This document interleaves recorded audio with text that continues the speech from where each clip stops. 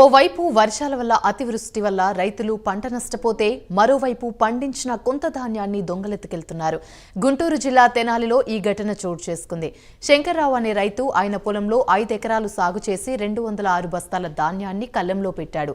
అర్ధరాత్రి సమయంలో ట్రాక్టర్లో వచ్చి 45 బస్తాల ధాన్యాన్ని ఎత్తుకెళ్లారు. శంకర్రావు పోలీసులకు ఫిర్యాదు చేయడంతో వారు కేసు నమోదు చేసుకుని దర్యాప్తు చేస్తున్నారు.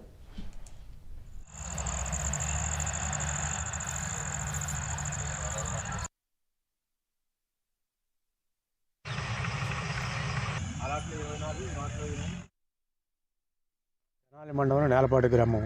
నా పేరు పిరాటి శంకర్రావు గారు. నేను 1 ఎకరంలో ధాన్యం 36 బస్తాలని వర్షానికి పడలేక గట్టు మీద వేసుకున్నాను. ఈ రోజు దారులు తడిచి ఆపి తోలుకుందామని దారులు తడిచిన తర్వాత ఆరిపోయిన తర్వాత తోలుకుందామనుకుంటే రాత్రి 20వ తారీఖు రాత్రి అందులో 36 బస్తాల్లో 21 బస్తా ఎత్తుకెళ్లిపోయారు దొంగలు. మళ్ళీ అవతల ఇంకొక 170 బస్తాలు వేసాను. అందులో ఒక 24 బస్తాలు ఎత్తుకెళ్లారు. మొత్తం 5 ఎకరాల సరుకు 2 కూట్లకి వేసాను.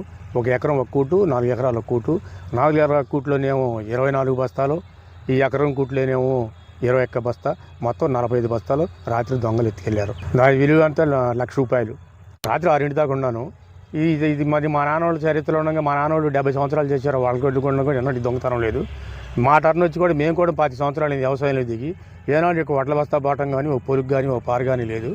ఎవరో కావాలని ట్రాక్టర్లు వేసుకొచ్చి ఎత్తుకెళ్ళిపోయారు దాన్ని. ట్రాక్టర్ పొద్దున్న వచ్చి గాలి చూసాం దారులు. రాత్రి మనసు మీద వచ్చింది కదా, ట్రాక్టర్ చక్రాలు అరవడబడి, టైర్లు అరవడబడి, దాని ఏమంటే మట్టి పిల్లలు పడి, దాని ప్రకారం మేము ఆరా కొనుక్కున్నాం. మా తెనాలి మండలం నేలపాటి గ్రామం.